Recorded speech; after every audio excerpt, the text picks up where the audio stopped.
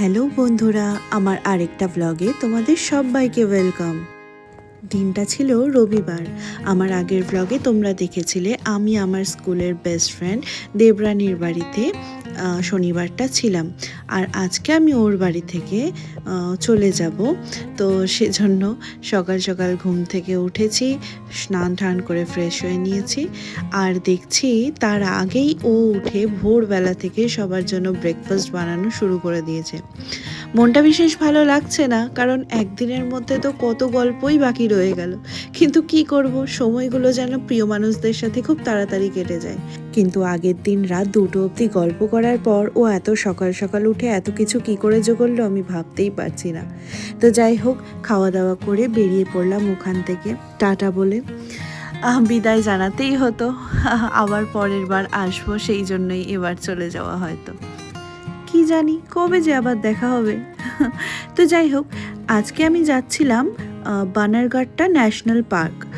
ওখানে আজকে আমি আমার আরেক বন্ধু সৌমিয়া আর তার হাজব্যান্ড রবি, ওদের সাথে বানারঘাটা ন্যাশনাল পার্কে সাফারি করব। আর ওখানে একটা খুব বড় জুও আছে, তো সেই সবও দেখব। তাই বেরিয়ে একটা ক্যাব করে নিয়েছি। সমস্ত মালপত্র নিয়ে আজকে আমি থাকবো সৌমিয়াদের বাড়িতে।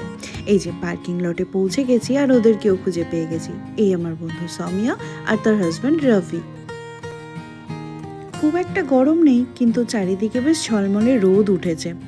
তো তার জন্য প্রথমে টিকিট কাউন্টারে যাওয়ার আগে এই ক্যান্টিনের কাছটাই এলাম। আমিও একটা টুপি কিনবো বলে, এত রোদ মাথাটা পুরো গরম হয়ে যাচ্ছে। ভেবেছিলাম চা খাবো, বাট দেখলাম দেরি হয়ে যাবে। তাই এখান থেকে বেরিয়ে এই যে আমি আমার এরকম টুপি একটাও ছিল না, তো এই পরে আমরা এখন টিকিট কাউন্টারের দিকে যাচ্ছি।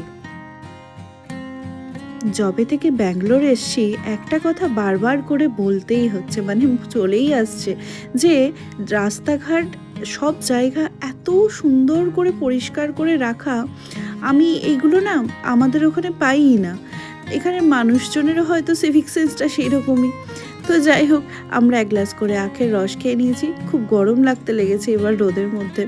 তো এরপরে যাচ্ছে টিকিট কাউন্টারের দিকে। কি সুন্দর করে সাজিয়েছে এখানে, বেশ বাচ্চাদের থিম করে এই জায়গাটা সাজানো। দাঁড়াও দেখাচ্ছি।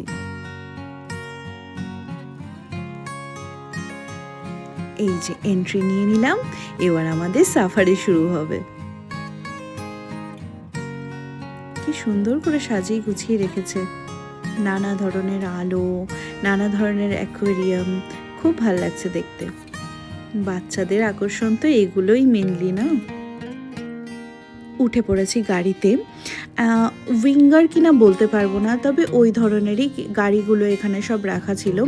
তো ওরকম গাড়ি করেই মোটামুটি 20-22 জন করে ধরবে, এরকম করেই এক একটা গাড়ি। তো সেই রকম গাড়িতেই সাফারি করতে বেরিয়ে পড়লাম। প্রথমেই চোখে পড়লো কুমির, ওরা বেশ সুন্দর রোদ পোহাচ্ছে। এইদিকে দেখো, একটা পুরো হরিণের দল। এরকম অনেকগুলো দল আমরা কিন্তু দেখলাম। ওরা বেশ না ছোট ছোট গোষ্ঠীর মতন বানিয়ে ঘোরাফেরা করছে। এখন ওদের লাঞ্চ টাইম চলছে যদিও। এই যে আরেকটা দল, এ আবার দেখে মনে হচ্ছে বলছে, এই কিরে, আমাদের খাওয়ার সময় যত ডিস্টার্ব। আর বাচ্চাগুলো তো গাড়িতে যারা ছিল তাদের এইসব দেখে কি খুশি, আমরা বড়রাই খুশি হচ্ছি।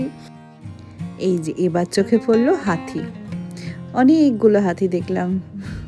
ওদের এখন স্নান করার টাইম, কেউ কাদা মাখছে, কেউ দাঁড়িয়ে দাঁড়িয়ে রোদ পোহাচ্ছে, কেউ খাচ্ছে।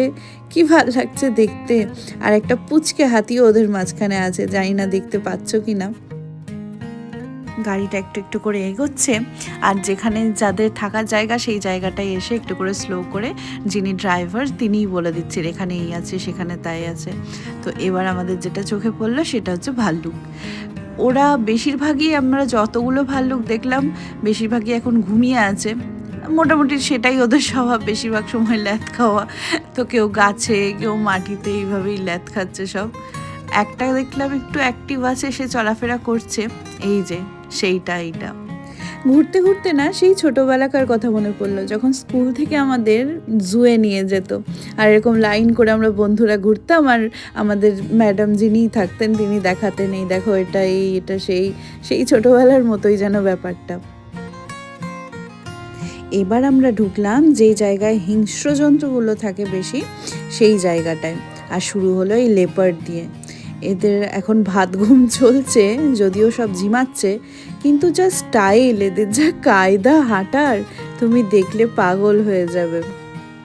শুনলাম এর আগের বছর বা তার আগের বছর নাকি একজন মহিলা এরকম সাফারি করতে এসেছিলেন, তিনি নাকি আহত হয়েছিলেন এই লেপার্ডের হাতে। ভেবেই গায়ে কাঁটা দিয়ে উঠলো। দেখেছো হাঁটার কি স্টাইল!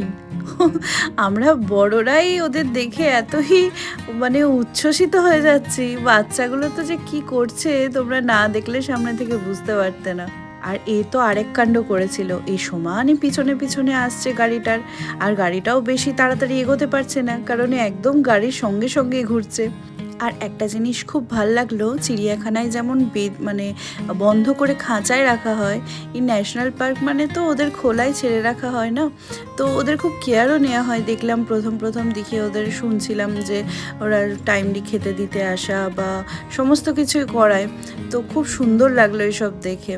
এরাও খুব ভালো আছে, খুব আনন্দে ফুর্তিতে আছে। দেখেছো পগুলো কি সুন্দর! আসলে ও না গাড়ির ছায়ার সঙ্গে সঙ্গে ঘুরছিল। শুধু ও না, ওর ফুল ফ্যামিলি দেখলাম, খুব মজা হচ্ছিল। যাই হোক, ভিডিওটা অনেকটা বড় হয়ে যাবে আমি যদি পুরোটা একসাথে দিই, কারণ সেদিনে অনেক কিছু দেখেছি, অনেক ঘোরাঘুরি করেছি, অনেক মজা করেছি, সবটা শেয়ার করব। তার জন্য নেক্সট পার্টটা আমি পরের ভিডিওতে তোমাদের সাথে শেয়ার করব। ততক্ষণের জন্য তোমরা সবাই খুব ভালো থেকো, সুস্থ থেকো আর সাবধানে থেকো। টাটা।